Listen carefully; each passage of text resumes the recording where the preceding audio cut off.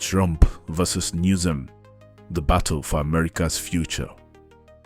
Two powerful men, one a sitting president with huge appetite for power, the other a governor with presidential ambitions cloaked in progressive idealism. They are feared more than politics. It's a clash of American visions. Welcome to Trump versus Gavin Newsom, the battle for America's future. In June 2025, the streets of Los Angeles erupted once again. This time, not from protesters alone, but from a constitutional storm brewing under the Californian sun. Let's not forget that this wave of protests were triggered after immigration and customs enforcement agents raided several city locations to arrest individuals allegedly involved in illegal immigration to the United States. President Donald Trump, flexing the raw muzzle of federal authority, issued an executive order federalizing nearly 5,000 National Guard troops and dispatching 700 Marines without Governor Newsom's consent. The images were startling. Troops in tactical gear marching past palm trees, federal tanks posted near downtown LA, the city resembling a war zone more than a metropolis. Newsom, visibly furious, struck back, not with troops, but with the law, filing a federal lawsuit challenging Trump's order.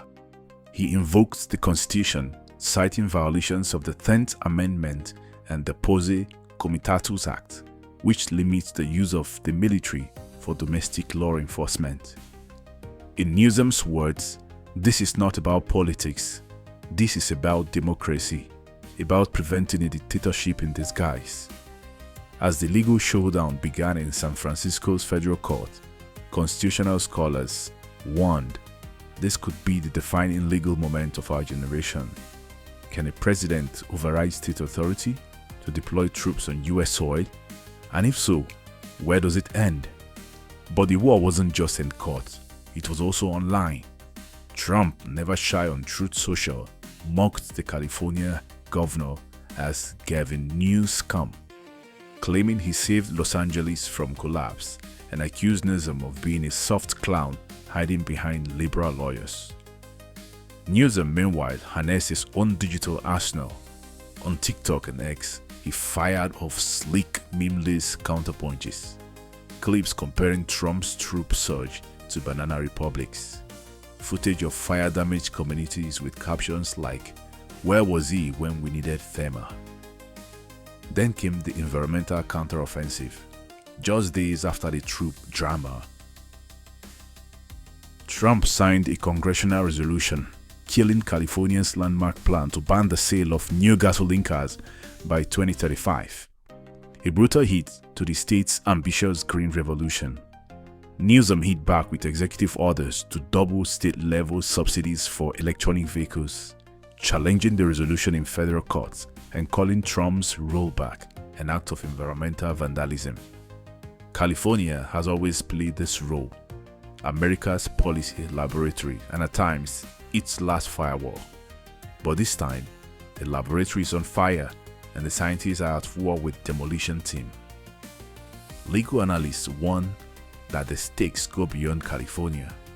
If Trump wins in court, he sets a precedent. The next president, any president, could bypass governors in moments of unrest.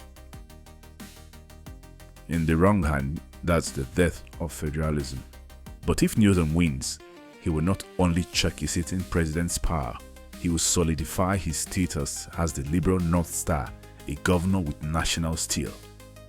Make no mistakes, this isn't just a legal feud, it's a political chess match. Newsom has been cycling national ambitions for years, testing his rhetoric, building digital momentum. Some say 2028 is calling his name. And Trump, he smells blood. For him, California is not just a blue state, it's a symbol of everything he wants to overturn: environmental regulation, sanctuary cities, and progressive defense. So where does it all lead? To a country asking itself, who gets to decide what America looks like? So where does it all lead? To a country asking itself, who gets to decide what America looks like? Washington or the states? A single president or 50 governors? order or liberty. Trump versus Newsom isn't a skirmish, it's a trial of visions, a courtroom clash that could echo for decades. And in the end, the American people may not just be witnesses, but the final jury. Thanks for watching. If you think this battle defines more than two men, if it shapes the soul of a divided nation, let us know in the comment section. Please don't forget to like, share and subscribe, because this story is just getting started.